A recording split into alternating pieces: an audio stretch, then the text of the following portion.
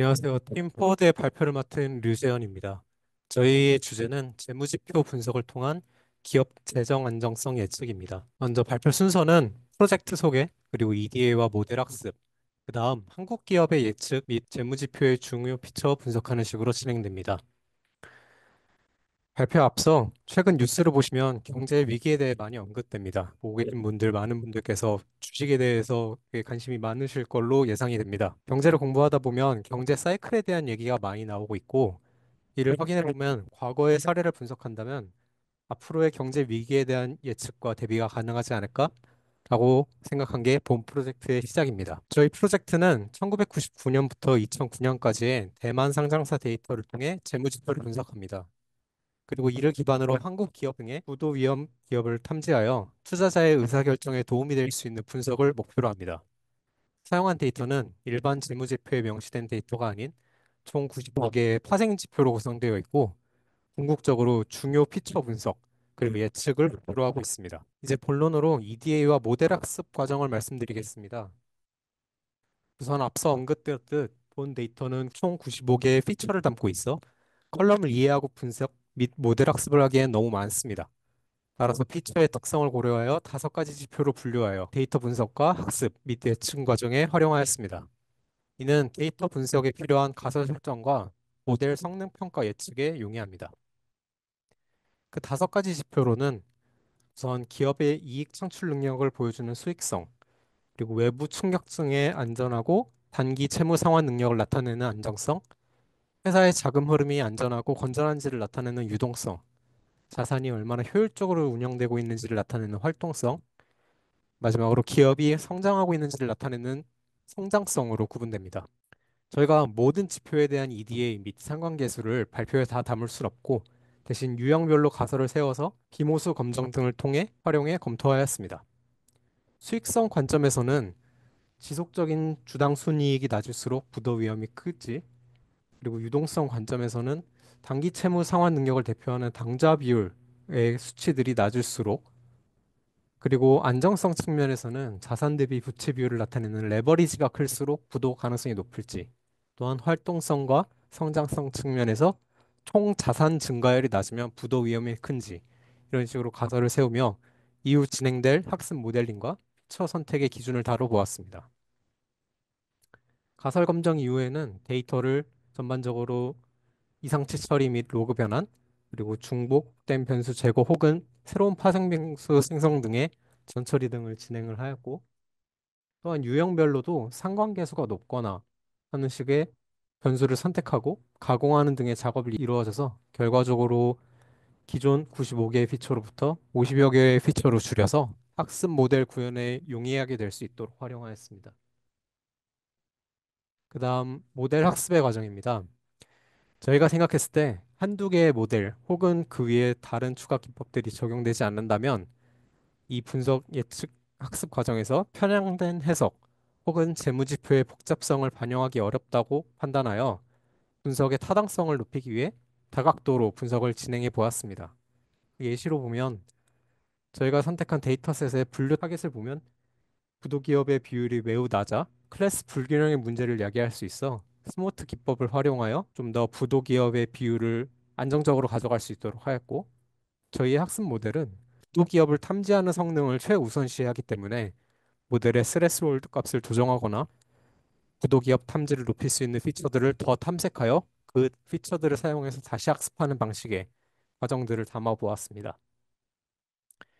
그렇게 모델 학습한 결과를 보고 성능이 좋은 모델들을 비교해 보았습니다. 결과적으로 F1 스코어나 프리시즌이 준수한 라이츠 BM, 그리고 리콜과 AUC가 좋은 XG 부스터와 SVM, 이렇게 3가지 성능을 높게 평가하여 진행하였습니다. 이 모델들로 저희는 이제 국내 기업들의 부도 가능성을 확인해 보는 과정에 활용합니다. 부도 예측 성능을 확인하고 예측에 기여한 중요 피처들을 확인해 봅니다. 저희가 학습한 모델을 프로젝트의 목표로 이어지기 위해 국내 기업들을 대상으로 예측을 진행할 건데, 이를 통해 모델의 실효성을 판단하고 국내와 대만 기업의 유사 차이점을 확인해 봅니다. 이를 위해 저희는 먼저 상장 폐지, 회생 절차와 같은 고도 수준으로 여겨지는 기업들로 예측이 잘 이루어진지를 확인해 봅니다.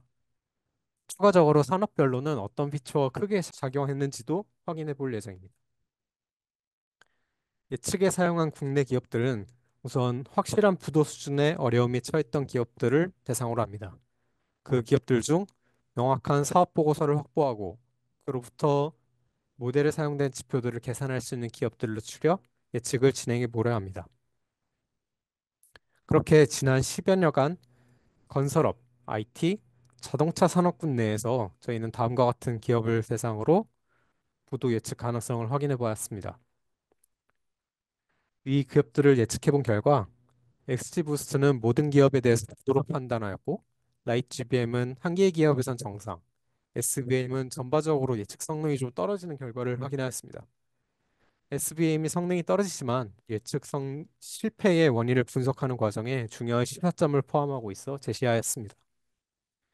그보다 먼저 앞서 좋은 성능을 보였던 라이트 BM과 엑시 부스트에 대해서 피처 중요도를 분석하고 어떤 지표가 국내 기업의 부도 판별에 중요한 요인이었는지를 확인하였습니다. 라이트 BM은 정확하자면 기업의 지속적인 수익성, 그리고 부채와 비율과 같은 재무 안정성 등을 부도 판별에 가장 중요한 지표로 판단하였고, 엑스지 부스트는 마찬가지로 부채 비율인 안정성, 그리고 유동성 지표인 단기 채무 능력에 민감한 반응을 보였습니다. 결과를 정리하자면 엑스지 부스트와 라이트 BM에서 좋은 성능을 보였으며 주요 지표로는 부채 비율, 수익 지속성 등에 해당합니다. 결국 수익성과 안정성이라는 것이 부도 예측의 가장 핵심 요인이었던 것을 확인하였고 정량적인 부도 예측 시스템의 가능성을 확인해 볼 수 있었습니다. 그다음 본 프로젝트의 과정에서의 문제점과 추후 개선해 볼 여지가 있는 방향들을 말씀드려보고자 합니다. 먼저 가장 중요하게도 한국과 대만의 회계 기준의 차이점이 확실히 존재하였습니다. 재무지표상의 기준이 다른 점이 명확히 존재하였고 따라서 계산식을 통한 변환이 필수적으로 이루어져야 합니다.